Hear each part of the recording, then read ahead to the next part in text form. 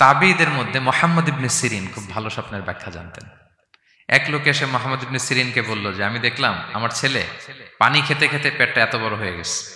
এই একই স্বপ্ন আরেকটা লোকও দেখলো, দেখে এক মূর্খের কাছে জিজ্ঞেস করলো। সে বলল, সর্বনাশ, এত বড় পেট হয়ে গেছে, তোমার ছেলে তো মারা যাবে। ঠিকই কদিন পরে ছেলেটা মারা গেল। আর একই স্বপ্ন দেখে এই লোক মুহাম্মদ ইবনে সিরিনকে জিজ্ঞেস করেছিল, উনি বলেছেন যে তোমার ছেলে তো অনেক বড় আলেম হবে। ঠিক তাই হয়েছে, ওই ছেলে অনেক বড় আলেম হয়েছে। তো ফাইন্নার রুইয়া তাকাউ আলা মা তুআব্বার, স্বপ্নের ব্যাখ্যা তেমন হয় যেমন এটার ব্যাখ্যা করা হয়। রাসূল সাল্লাল্লাহু আলাইহি ওয়াসাল্লাম একবার স্বপ্নে দেখলেন যে তিনি ওনাকে দুধ দেয়া হয়েছে, বাটিতে দুধ খাচ্ছেন, পরে আঙ্গুলের ফাঁক থেকে দুধ বেরোচ্ছে। এই সামান্য একটু দুধ রাসূল সাল্লাল্লাহু আলাইহি ওয়াসাল্লাম উমরে ফারুককে দিলেন। সাহাবারা বললেন, মাযা আউয়ালতা বিহি ইয়া রাসূলুল্লাহ, এটা তাওয়িল কি? তখন বললেন, আউয়ালতু বিহি আল ইলম, এটা দিয়ে আমি জ্ঞান বুঝিয়েছি, মানে উমরে ফারুকের আল্লাহ তাআলা অনেক জ্ঞান দিবে। স্বপ্নে কেউ দুধ খাচ্ছেন, এটা আপনার জ্ঞানের প্রতীক।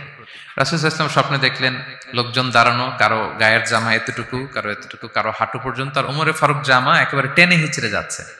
তো সাহাবারা বললেন, মাযা আউয়ালতু বিহি ইয়া রাসূলুল্লাহ, এই স্বপ্নের তাওয়িল কি, ব্যাখ্যা কি? রাসূল সাল্লাল্লাহু আলাইহি ওয়াসাল্লাম বললেন, আউয়ালতু বিহি আদ-দীন আত-তাকওয়া, এটা দ্বারা আমি দিনদারি বুঝিয়েছি, মানে উমরে ফারুকের দিনদারি অনেক বেশি। স্বপ্নে কেউ ছোট জামা দেখলে তার দিনদারি কমতেছে, এটার একটা আলামত। তো এই জন্য হুট করে স্বপ্নের কথা কাউকে শেয়ার করতে নেই। রাসূল সাল্লাল্লাহু আলাইহি ওয়াসাল্লাম ফজরের সালাতের পরে মসজিদে নববীতে সালাম ফিরিয়ে সাহাবাদের দিকে মুখ ফিরিয়ে বসতেন, তাসবিহ পড়তেন, এরপর জিজ্ঞেস করতেন, হাল রাআ আহাদুম মিনকুম আল বারিহাতা রুইয়া, গত রাতে কেউ কোনো স্বপ্ন টপ্ন দেখেছে নাকি?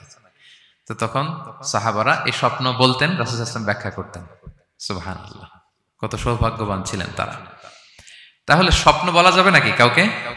না। খুবই শুভাকাঙ্ক্ষী, আপনার একেবারে ক্লোজ ফ্রেন্ড, তাকে বলতে পারেন। আর অনেক বড় আলেম যিনি ভালো ব্যাখ্যা করতে পারবেন, আপনাকে গাইড করতে পারবেন, তাকে বলবেন।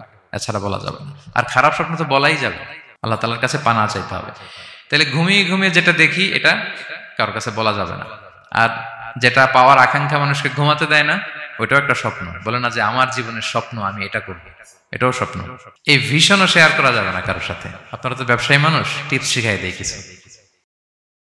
বিশাল বড় একটা কিছু প্রজেক্ট নিছেন, শুরু করার আগে আপনি বলে ফেলছেন, শেষ, আর এটা হবে না।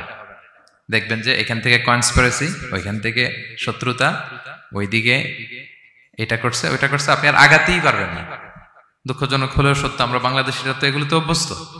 সবার মধ্যে কম বেশি জেলাসি কাজ করে ন্যাচারালি, আমাদের বাংলাদেশিদের এটা আরো বেশি।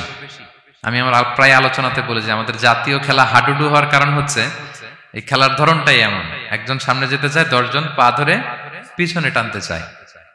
তা আপনি আপনার ভিশন শেয়ার করলে বিপদে পড়ে যাবেন।